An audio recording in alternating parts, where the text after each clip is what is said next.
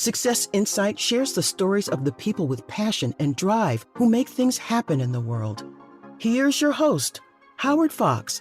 Hello, everybody, and welcome back to another episode of the Success Insight podcast. Our guest today is Charlie Retts.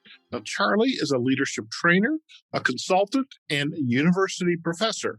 He has spent over 30 years developing stronger and more successful leaders. Charlie can now add the words published author to his title with the publishing of his new book, It's All About You, 10 Leadership Parables for Maximizing Middle Management. Charlie, welcome to the Success Insight podcast. Thank you, Howard. I really appreciate you taking the time. Fantastic. Now, in the spirit of full disclosure for our listeners, Charlie and I have been acquainted for, I would say, maybe a little over a year or two, and we are both members of the San Diego Professional Coaches Alliance. And really, or is it coaching? I can't remember. I should have practiced that one. Don't ask me. All right, so we'll definitely have links back to the SDPCA. But Charlie, you and I kind of met over the past year or so, and just continued a casual conversation. And when you wrote your book on leadership, it just like, well, Charlie, got to have you on the podcast. And so I'm really very happy that, you're taking the time to join us. And I'm sure we're going to have some wonderful insights for our listeners. And before we kind of dive into the book, because I think it's a very unique book, I would love if you could maybe paint a picture of your background, your areas of expertise, and how you got into this whole topic around developing successful and stronger leaders. Yeah, that's great. I'm going to try to keep this to a minimum. One of the challenges I have in my life. 30 to 45 minutes, Charlie. That's what I promised.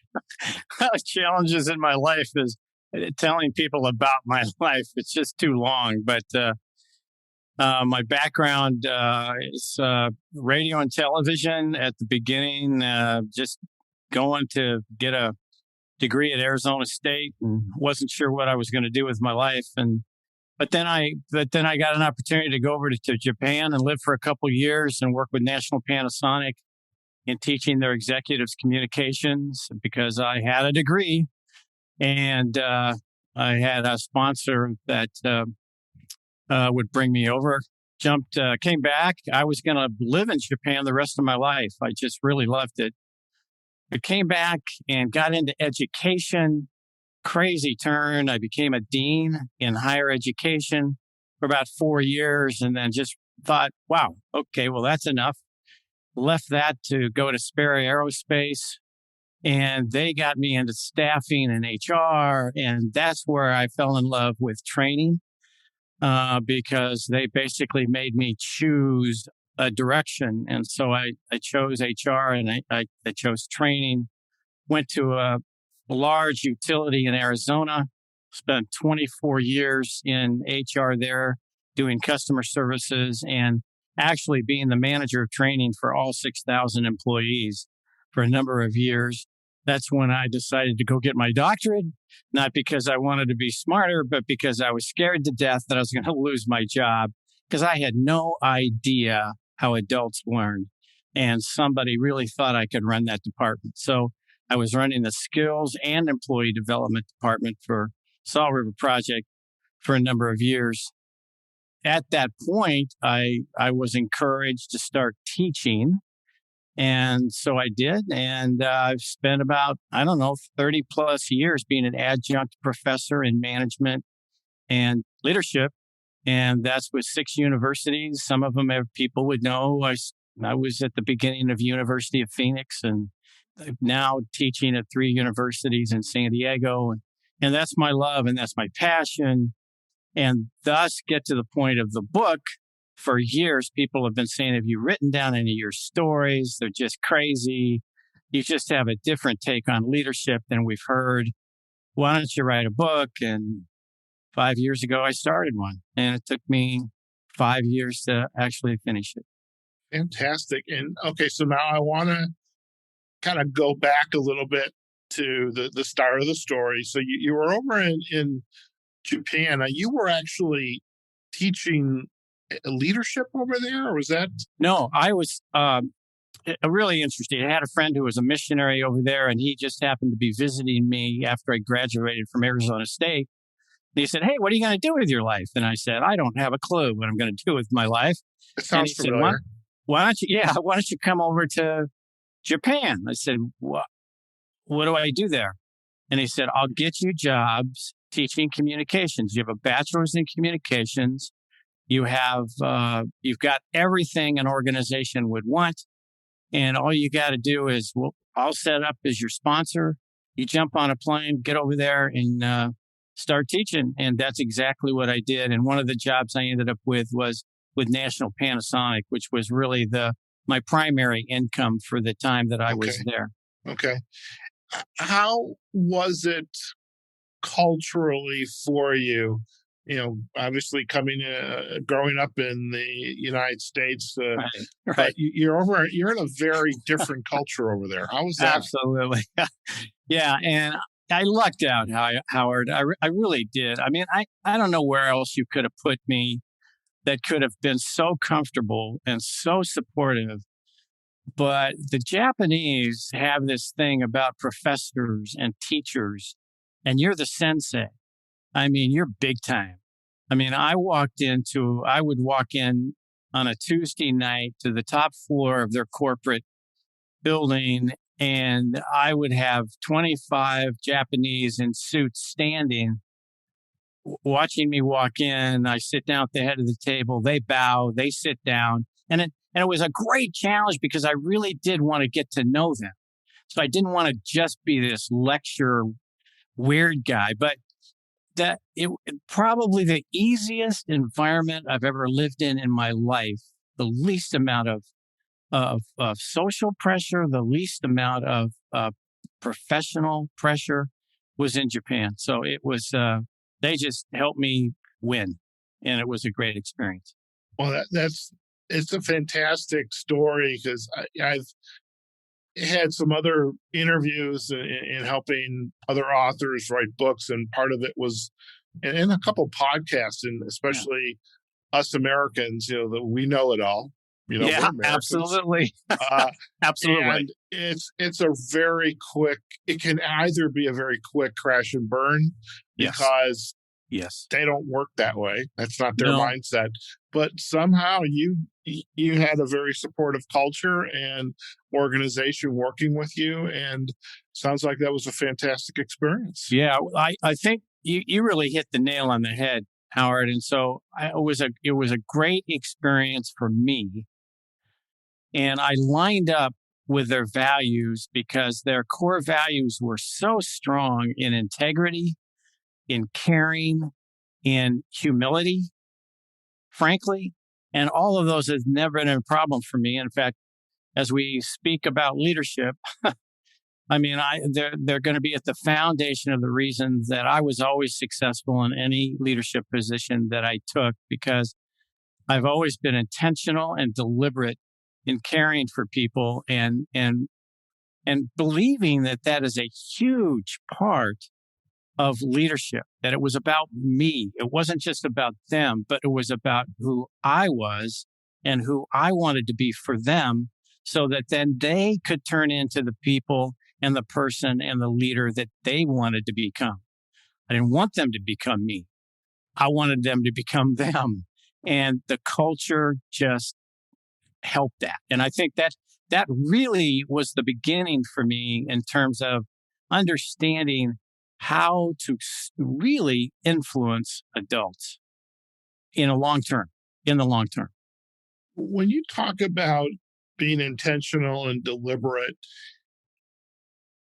I'm curious whether this has always been a part of Charlie Retts' DNA, or was this something that was perhaps developed, through maybe our parents, our leader, our big brother or sister, somebody influenced you, or has that in some shape or fashion been a part of your DNA? I think it's been both, Howard. I think if you look at it, probably, I'm guessing this is probably true for for most people, maybe harder in one area than another. But it has always really been, I think, even in high school when I was in leadership positions and I would, playing sports and wanting to be my best. And it was always that I figured out early on that if I was truly going to be successful, it was going to happen if I really trusted and believed in other people, not just me. That you know what I mean? I mean, I know people talk about team and all that kind of stuff, and they really believe in it, and they really should, because the one realization about being in a leadership position, if you get into close to executives and management, like I was with Salt River Project in Arizona, and for a number of years, is that you're not the guy making it happen. There's a great book that I've probably sold more copies than the person that authored it, but it's called Good to Great. And oh yeah, he talks about getting the right people on the bus. And I've never forgotten that. It's an old book, but I just never forgot.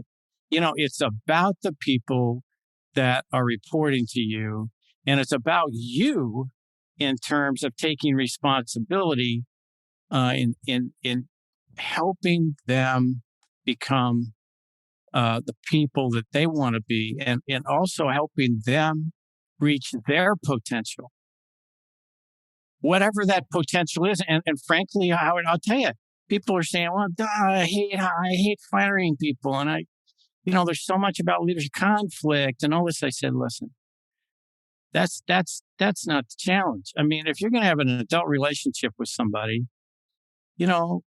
conflict is not a dirty word. You're just saying, hey, we're coming to work every day from 8 to 5. I'd like you to do your best, and I'm going to do my best. So let's consistently talk about what that best looks like. And, if you're not doing your best, then there's going to be times where I'm going to, have a conversation with you and say, hey, I'm not getting everything that I really need from you. And I have gotten nothing but respect from that, not anger.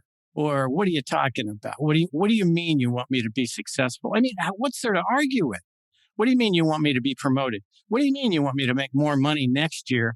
What do you mean you want me to make more money this year because you're going to give me a bigger bonus when I do this job in the way that you want me to do that?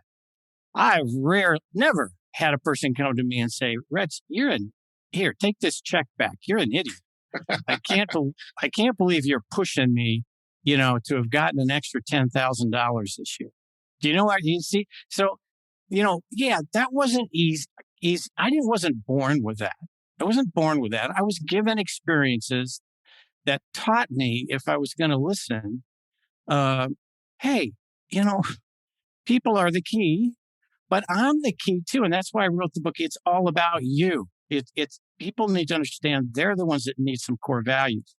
They need the quality. They need the integrity. They need the stuff to give to other people so that they can also become as successful as you have become.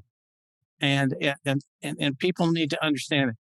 I'm just going to toss, I know I'm talking too much here, but I just want to toss one other thing. No problems. You're on a roll. I'm not going to stop you.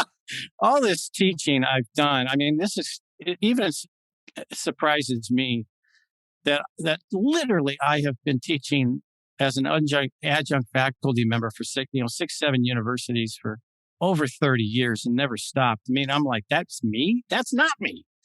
Why did I do that? Well, I did it because I love it and I love developing people. But the thing is, when I started to get into that, I just realized that, there are people that are in management that don't understand what they're doing.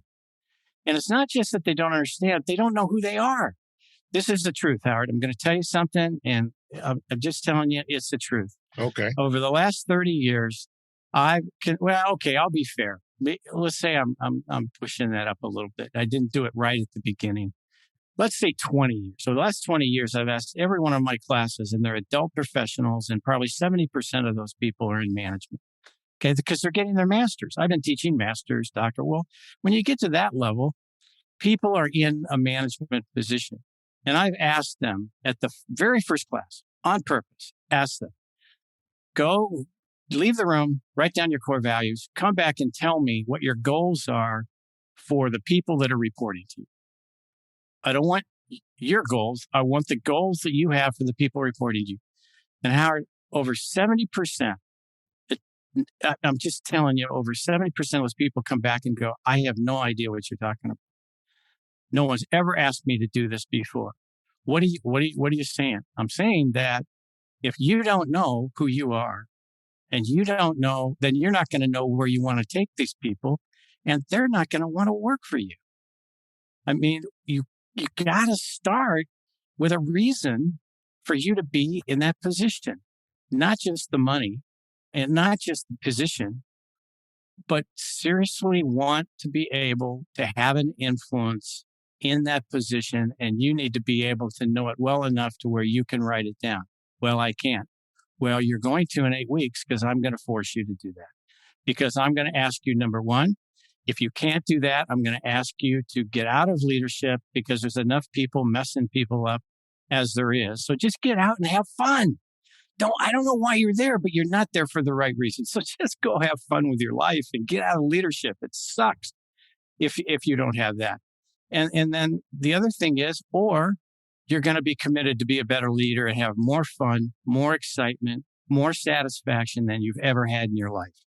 Either one of those is going to give you a great life. So at the last class, that's what we're going to be talking about. You and everybody else in that class and the decision they've made. Sorry, I just got carried away there. Like I said, we were on a roll, and I'm just going to let you go. Okay. It does. There's one question from your earlier history I'm curious about. Okay. And also, but let me start with a response to what you've just shared. You have these adult learners. They're in the university getting their master's degree. You ask them this very simple question. Why are you doing what you're doing? What do you want to get out of this? And it also dawns on me that those individuals also have to have the people above them asking them that same question. Because then you have an organization whose culture is built around developing great leaders. And that was just kind of a thought that was going through my head, because if I don't have somebody that cares enough about me to listen to me, to communicate with me, then something's going to crash and burn. It's not a healthy culture. I am curious about one thing first, and then we're definitely going to get into the book. Is your history expands 20 to 30 years. The leadership and what it means to be a leader or a manager has evolved in those 20 to 30 years. However, you've had this mindset around what it takes to be to show up with intention, be deliberate, communicate, have core values. I'm curious whether you at some point or points along this 30-some-year continuum, did you feel like you were swimming upstream against a very strong current? Absolutely. Well, when you mean as far as my supervision? Well, you had organizations that were very, you work like with Sperry or working in the utilities. These are very, right, paternal kinds of organizations. Absolutely, especially the utility, which was military minded. Yeah. So how does somebody like Charlie Retts, who's showing up and talking about intention, deliberation, communications, values, how did that play? Not easy. And the quick answer is, for me with other people, is if that's what you're looking for, get out of leadership now, because the majority of organizations are not like that. I don't believe, and this is why I love working with people in middle management, because I want to help them understand that they don't need an organization and they don't need a boss to define leadership in the way they do. They don't need it, and they can still win. They can win because you're going to create a culture, regardless of your boss or the organization, with those people that work for you that will blow you away. And the one thing that's consistent in every organization that I found, which would allow me to do what I wanted to do and allow my boss to leave me alone and allow the organization not to come crashing down on me because I might be doing something that may look too soft or too caring. Why are you spending so much concern about your employees? When we get to our employee, when we get to the employee review, they talk about one thing: results. That's it. I will tell you, Howard, that I have had one person, and I just met him this last week in Arizona, and I hadn't seen him for 20 years. And he's the only leader, true leader I have ever had in my life that encouraged me, that has supported me, and was doing the kind of things that I knew I could do and get done. And it would be the best for the organization. But there's a ton of people in the organization that don't get it. They're not going to like you. Some people will hate you. I was in a union environment. So, people say, well, you were just in good environments. I'm like, oh, yeah, right. When was the last time you were in a union environment? And I'm not saying unions are negative.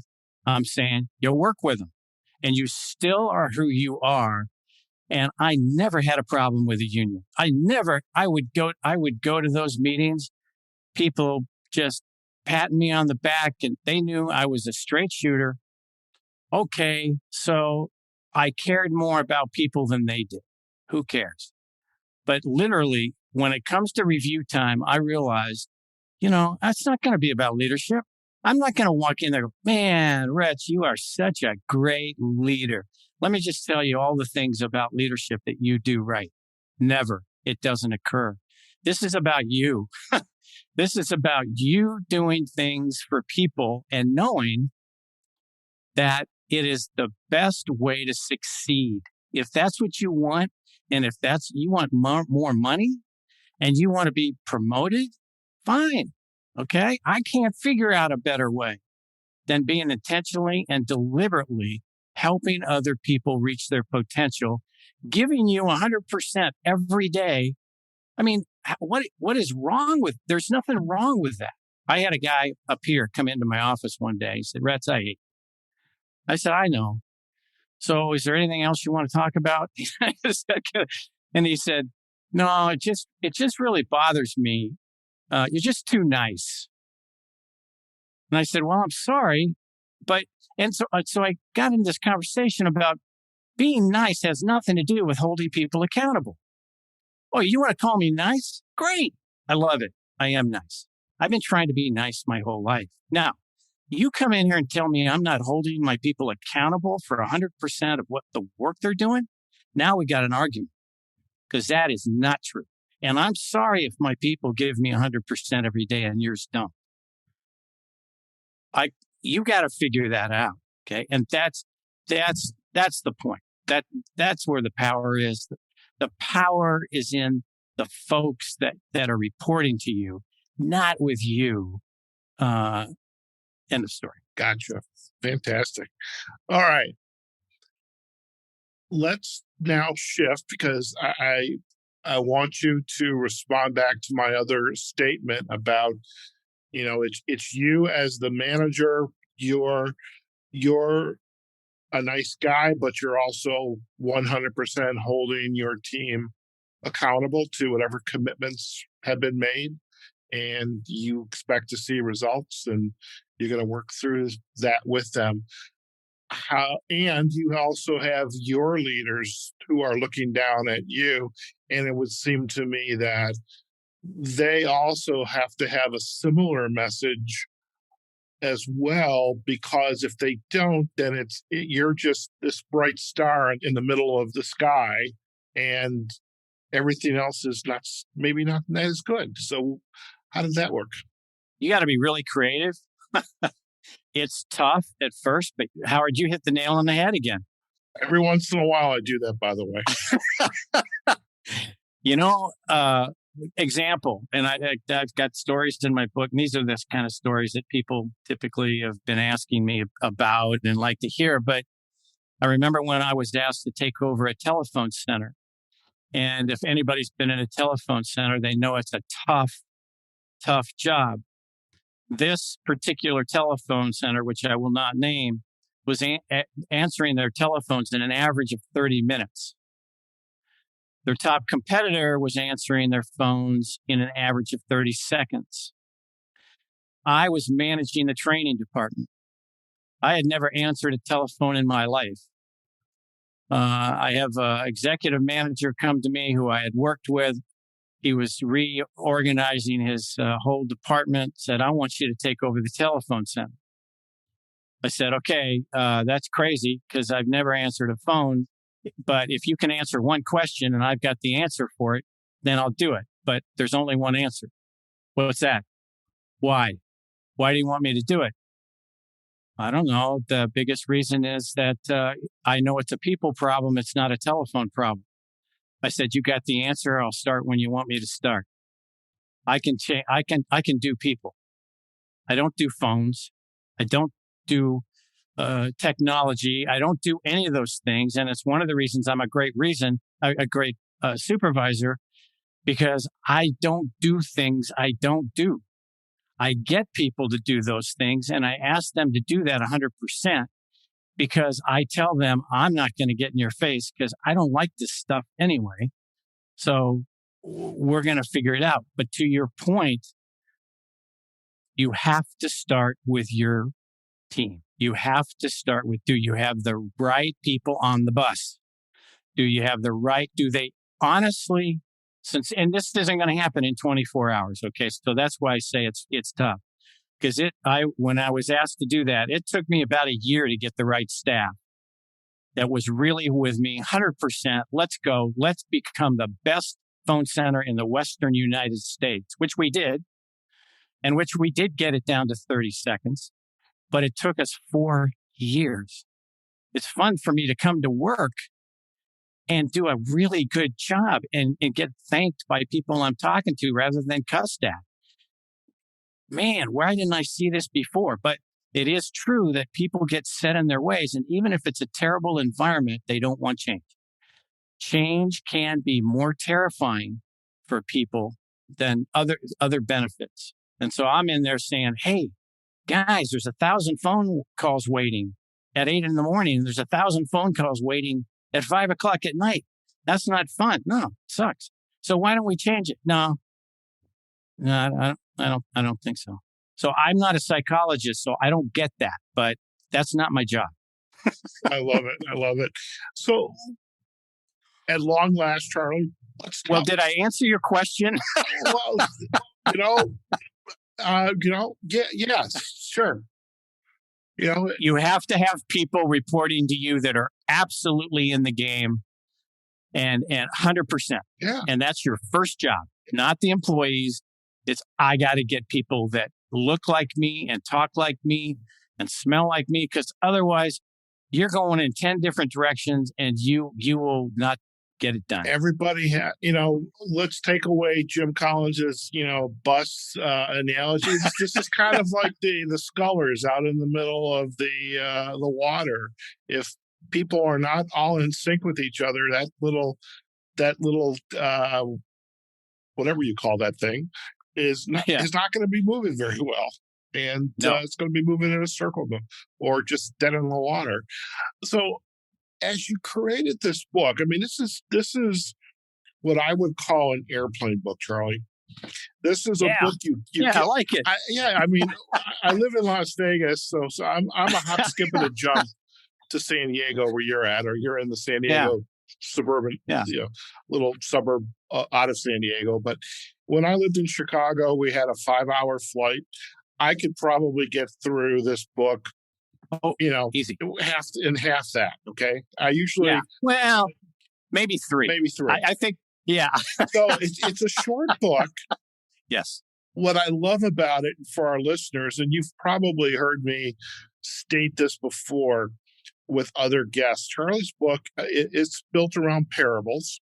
There's 10 chapters, and within each chapter, relatively short chapters, there's a place to take notes because Charlie asks some very important questions, which, by the way, Charlie, I absolutely love, because I think a book like this needs to be consumed. That would be the word I would use, and put in with principles that each individual can put into practice in their own unique way. And perfect. How did you arrive? I mean, you've had 20 some years to think about this. Yeah, right. How did you arrive at these 10 parables? One day, just random day, I was thinking about leadership and what I thought. I've been asking people for so long who they were. I'm like, well, I know who I am. I think I could write that down, but I don't. I've never really done it. So I said, okay, I've taught, good to great, and taught Ken Blanchard. I've taught all these really great guys. I got to write down what I think, and I was going to do it in bullet form. And so I wrote down about 20 principles that were rock solid to me, and that were the reason I was promoted, and the reason why I made more money, and the reason I was successful with my staff, the reason people would work for me so hard. I mean, I still have people visit me in San Diego from my company in Arizona. They're like, "Hey, we're coming to Arizona, man. We're doing lunch." I can't even tell you how many people, and they just sit down and say, "Man, remember when you did this? That was crazy. I can't believe you did that. I thought you were nuts," and just fun. I mean, because part of my principle is you're building relationships for life. You're not just building relationships for the period of time that you're there, because a relationship is a relationship. You should build it the same way you always build any of them. It isn't like, well, I'm gonna short sheet all the people at work because it's just a job, kind of a thing. Anyway, came up with 20. When I decided to write the book, I got it down to 10. Did you get it down to 10, or did somebody help you get it down to 10? Nope, I got it. Those are mine. Those are yours. Those are mine. And the reason they had to be mine, as you know, is that I start off every chapter with a true, authentic, happened to me story.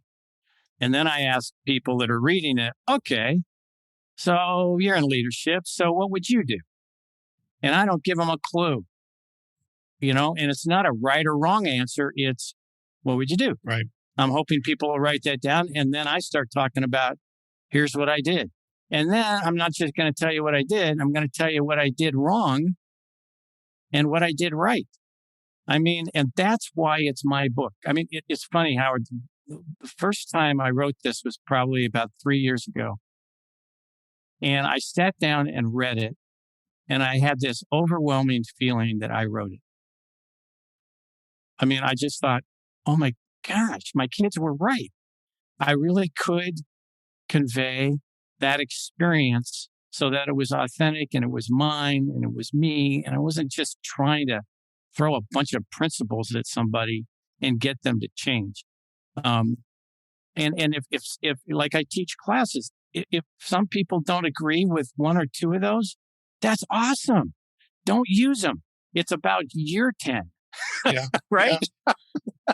It's not my 10. I'm not responsible for your life, and I don't want to be. I got my 10, and they won't change, and I'm not going to argue about them because they worked. Now, just do it. Anyway, so it's mine. No one had, and even the publisher, when the guy said, I want to read your book, I sent it to him. It was like, done. It's done. Wow. I mean, it was like, this is it. We want this. If they were going to kind of distribute some different kinds of things. And so I've never had pushback on them. Okay. And pushback in the sense that those are stupid. Now, pushback on like, well, I couldn't really, that doesn't make as much sense to me as it makes to you. You know what I mean? Sure. I have a sense, though, that at some point in those I don't know, let's just say 20 some years, give a little bit of a leeway here. The Yeah, kids yeah, and the wife are yeah. saying, would you just write the book and stop talking about it? I want to tell you something, Howard. When I saw that book, published, and I'm holding it, and somebody actually wanted to go on the dime and spend the money to put it together. Man, I didn't cry, but I was like, wow, that was and anybody who writes a book, it's probably true, but that was significant, and it was more significant because, like, oh man, I can finally say yes, I do, I did. Do you write those down? Yes. End of conversation. I got it. So you're right, Howard. I was just so happy to get it done. Fantastic. Now, I'm curious, and I think I might know the answer, but and maybe it's repetitive in how you respond. But you've worked in a lot of different industries. Well, first, you had technology, you had utilities. As a coach and consultant, trainer, you've been in a lot of different industries. Are What are the industries that have perhaps been a challenge, and then, but you came out of it, this the experience in working with them, and they came to you, and with I mean, as coaches, we have this. I want that aha moment for my client. That proverbial light bulb goes off. What examples, or perhaps the industry where after you began to work with them, they started to get it and change. So they were on the bus. The bus is moving forward. Yeah, I think that most of the environments that I have been asked to manage, and as a result of my background and as a result of the telephone center, then the next two promotions that I got were departments that are pretty messed up. And so they were the same experience. Nobody really wanted me there. In fact, my peers, that was a real challenge because I would be moving in departments that some people would have wanted for 10 years. Mm-hmm. And, to justify the executives that put me in that position, I did know how to change adult behavior. And most problems that I ran into were about adult behavior. They weren't about the skills, technical skills that people were doing. Their skills were fine. I didn't have to even address it in some cases. But what I had to address was an attitude. What I had to address was, is this how you really want to spend the rest of your life? And some of them are quite critical. I mean, some of the departments, if we had not turned them around, we would have all lost our jobs. So it was pretty serious stuff. But I think there's probably two areas that really stand out. And I think that's when, I think at Silver Project, they were a utility, like you suggested. And in terms of their management style was very autocratic and very military.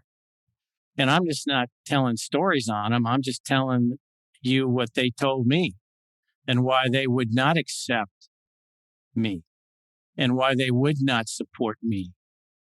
And when I started out in management, I mean, people were just like cussing at me. Get out of my office, blankety, blankety, blank.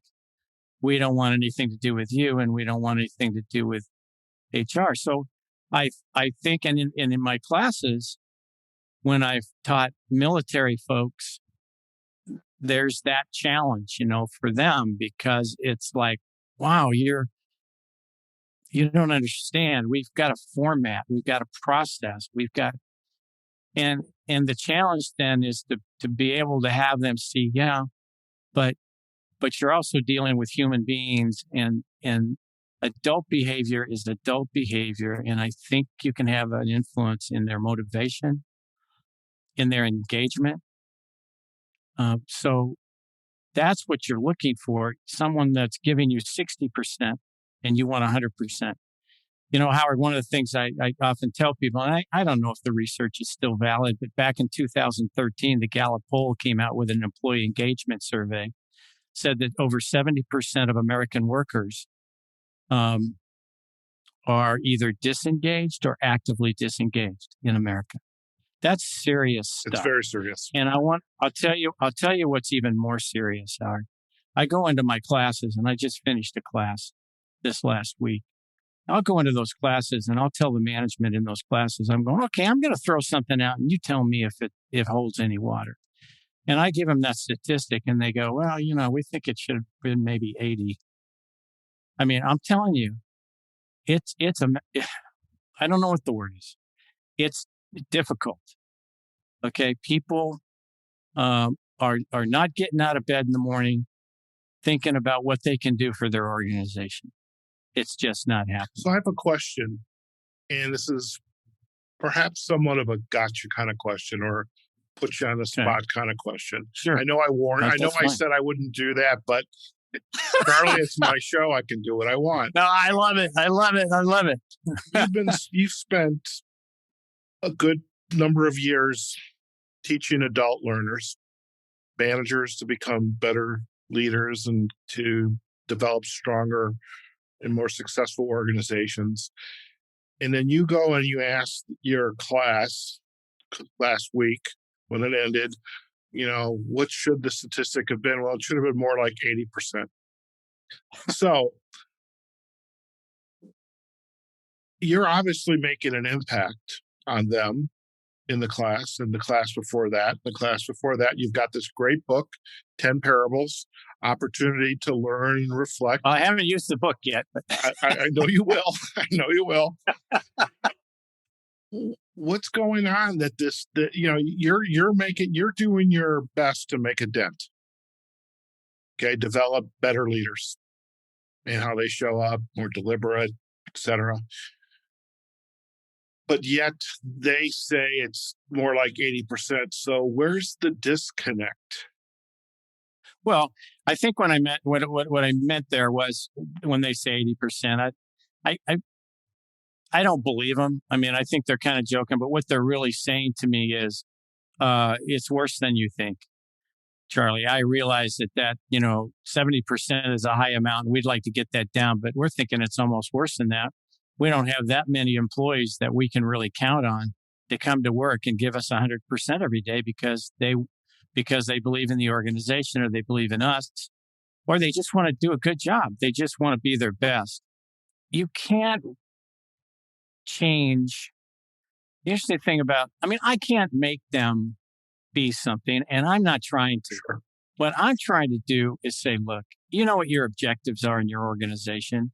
And you also know, and I know, that it's difficult to get adults to believe, trust, give you all these things that the world says, well, you can't trust management. You can't trust your organization. They're not going to take care of you.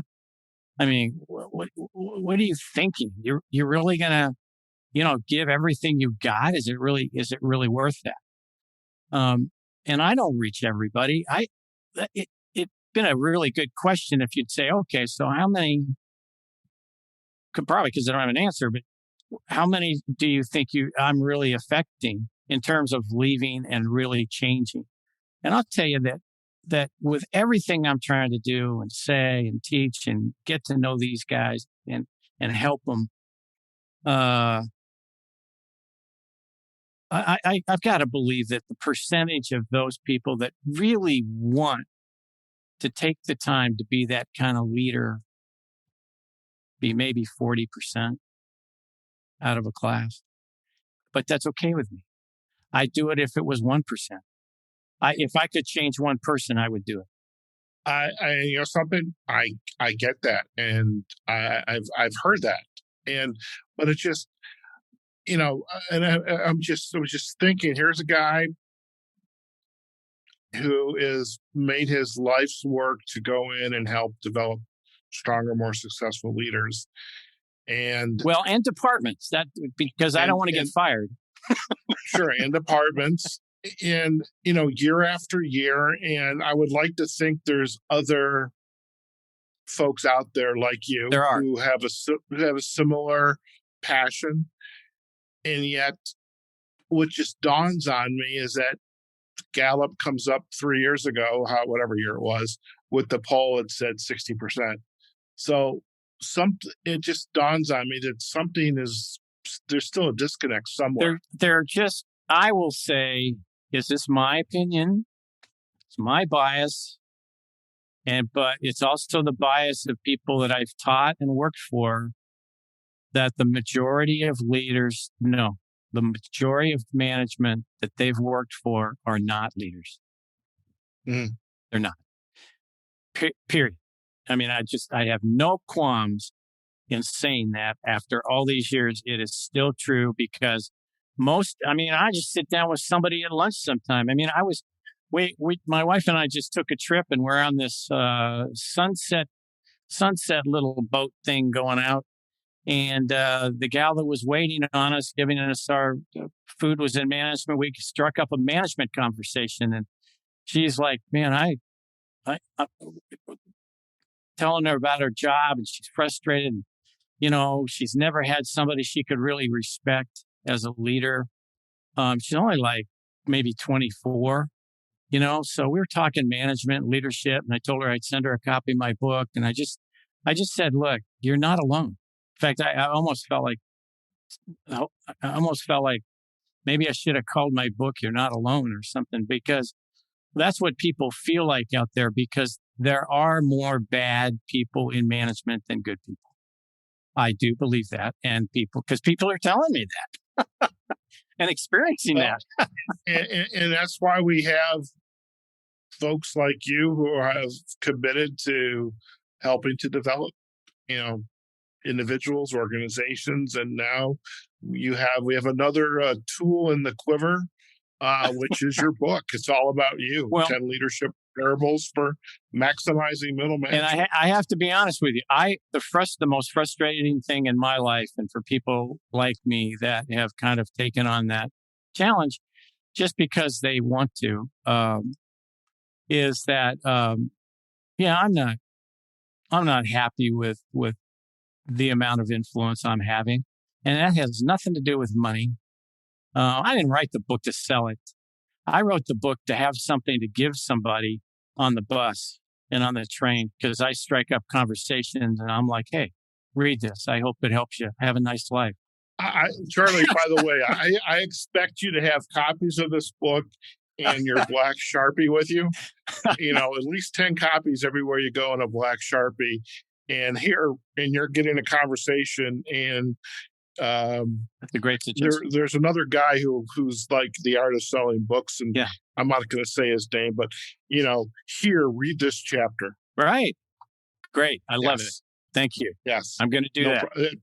I've only been carrying around 4. Carry around those 4 plus the black Sharpies. But you can't give away what you don't have. So I like the 10. Yes. You'd end up giving away more. You would. Thank you. That's great. No problem. So, Charlie, if our listeners would like to learn more about you and your work, where are the best places for them to go? I do have a website, and I do have LinkedIn, but I'm working on both of them. But I do. So the website is pretty simple. It's www.retts.com.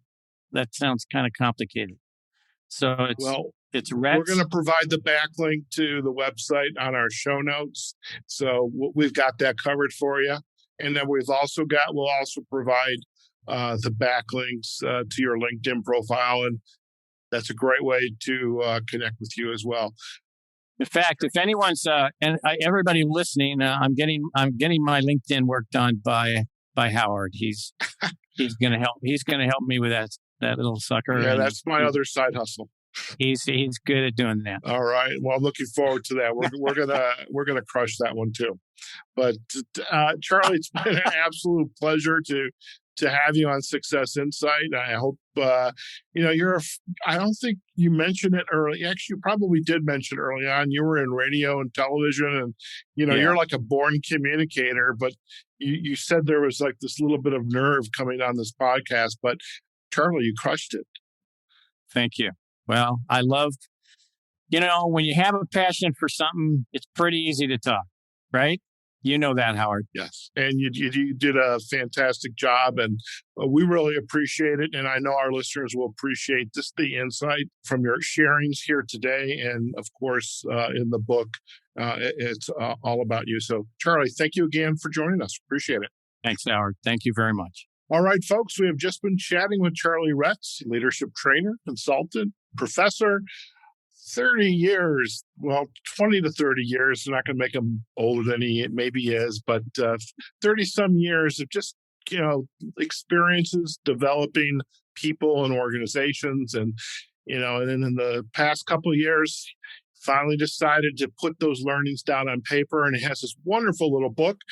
It's all about you, 10 leadership parables for maximizing middle management. So go out, get yourself a copy. We'll provide a backlink to Amazon. I know the book will be available via his website. And of course, we're going to provide backlinks to Charlie's website and also to his LinkedIn profile. So really a fun conversation today, and really a great mesh today in synergy between Charlie and I think our audience will appreciate that as well. All right. So you can find this episode on successinsightpodcast.com. You can find us on LinkedIn and our Facebook pages, Success Insight.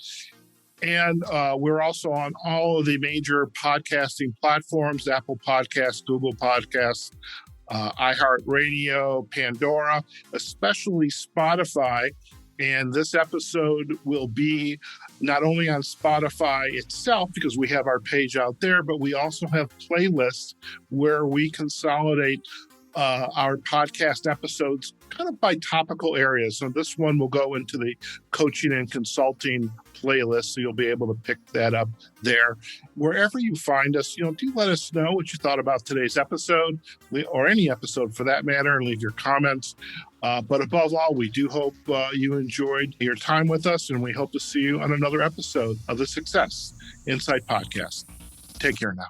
Success Insight is a production of Fox Coaching and First Story Strategies. Find us online, successinsightpodcast.com.